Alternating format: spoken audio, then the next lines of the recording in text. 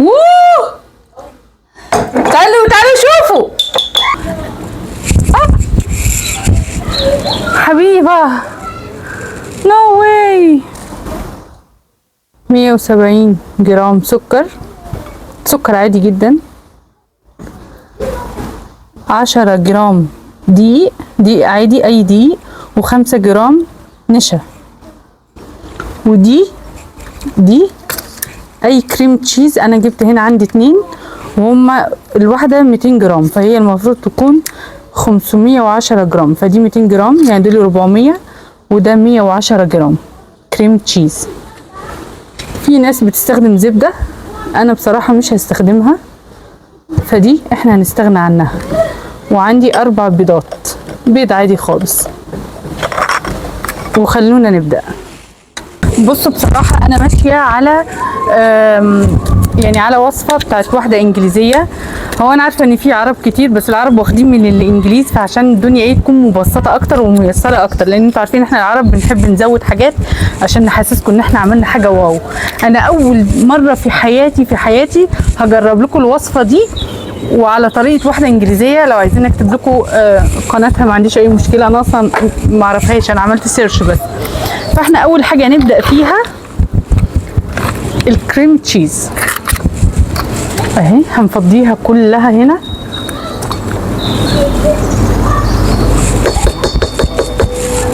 ودي برضو انا قلت لكم المفروض يكون.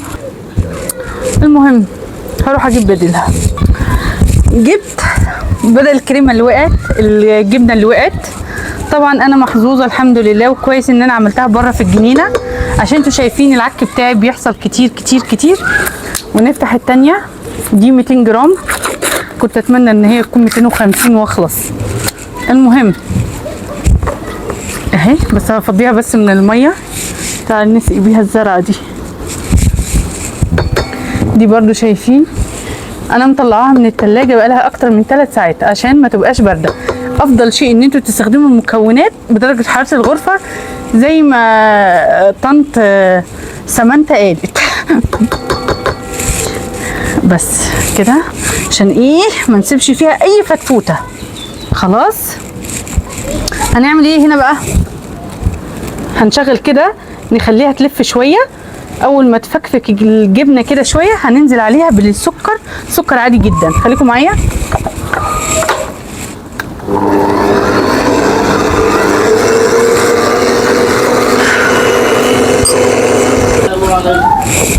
وهنبدأ ننزل بالسكر.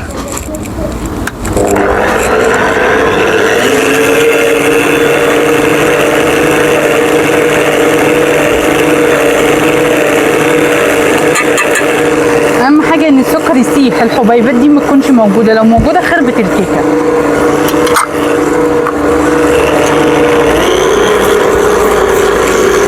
يا هلا، المونتاج جاب لي ليمونه. مهمه.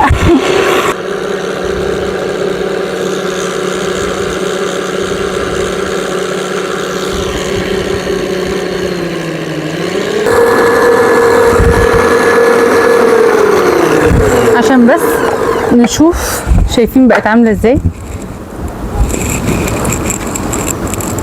ناعمه جدا، كريمي كده، تحفه تحفه، وفي نفس الوقت مش مخرزه، بس يعني ايه شويه كمان بس أأمن.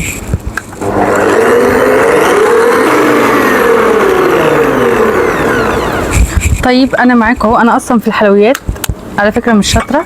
احنا نكسرها، انا ممكن اكسرها هنا عادي، بس عشان لو خربانه مرميش نص كيلو جبنه، فانا هكسر هنا واتاكد ان هي كويسه، وابدا احط وهي شغاله برضه. فانا هكسرها بيضه بيضه واحطها لعند ما تختلط كلها.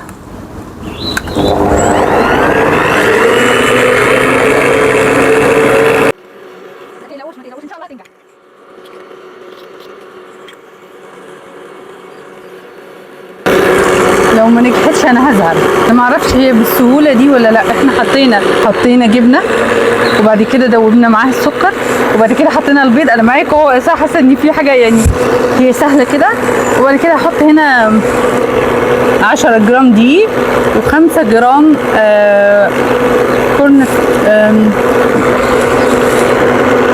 نشا بس ان شاء الله تطلع حلوه. ببص للكيك نظرة خيبة امل، لاني حاسة ان هي هتخرب ومش مقتنعة بالمكونات، لاني بالفعل طلعت ناسية حاجة مهمة جدا جدا. عايزة اقول لكم اني انا على سر رهيب بيني وبينكم كده، الا وهو اني انا نسيت احط كريمة طبخ. الكريمة دي مهمة جدا، بتدي كده دسامة وطعم كريمي اكتر. بس عايزه اقول لكم والله ما تقلقوش، الكيكه نجحت 100%. انا جايه لكم اهو من المستقبل. وعايزه اقول لكم كمان لو عايزينها اقتصاديه وتوفروا كريمه الطبخ شيلوها خالص. دول يعني عندي عقده من الحلويات صراحه، لو طلعت مظبوطه يبقى يعني ايه حظكم. ماشيه معاكم زي ما بيقول الكتاب. واغسل ايدي واجي هنا هحط النشا، نديها تقلبتين كده وبس خلاص. هي كده الوصفه بتاعتنا. عايزه اقول لكم بتتباع غاليه جدا في المطاعم والمحلات، وما تقلقوش هي سايله كده. وانا زيكم برضو حسيت بخيبه امل وان هي هتخرب، لكن والله هتنبهروا بالنتيجه. اسمعوا كلامي وخدوا مني. انا عندي هنا الصينيه 7 انش اللي هي 14 سنتي، عملتها بالبطر وحطيتها غلفتها بالورق. وحاولوا تكونوا الورق عالي لانها بتعلى. انا بقول لكم كل شيء بالتفصيل الممل عشان الناس اللي زي حالاتي كده حظها جميل في الحلويات وما بتعرفش تعملها. وهنا انا صبيت العجينه وكانت سايله جدا، ما تقلقوش. انا بقول لكم اهو جايه لكم من المستقبل وبقول لكم ما تقلقوش خالص.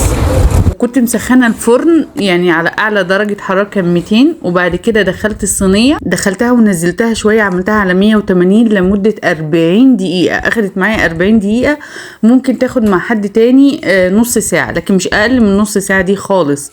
ولازم تبقى بنيه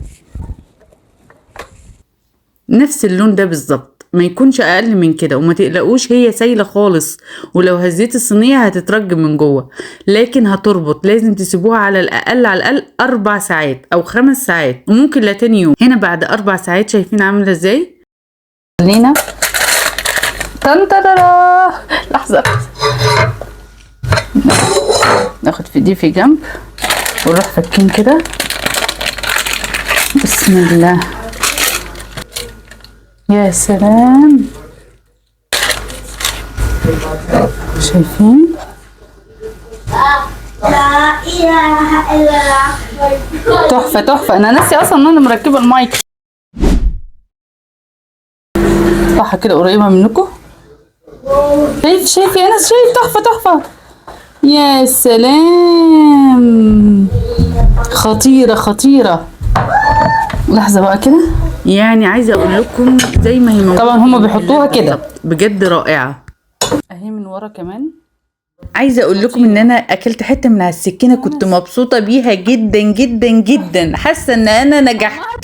اللي انا دقتها تحفه. انا هنا استخدمت صوص شوكولاته طبعا غير اللي احنا بقينا مقاطعينه ده. جبت صوص شوكولاته عادي جدا بس عشان خلصان، فحطيت عليه كريمه طبخ عشان يكون سائل اكتر ويزود الكميه. ودي استخدمتها. ممكن تستخدموا صوص البيستاشيو الفستق، ممكن تستخدموا اي صوص انتوا بتحبوه عليها.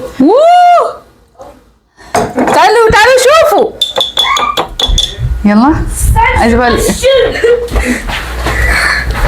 ونروح عاملين ايه كده كده كده كده كده كده كده. واو،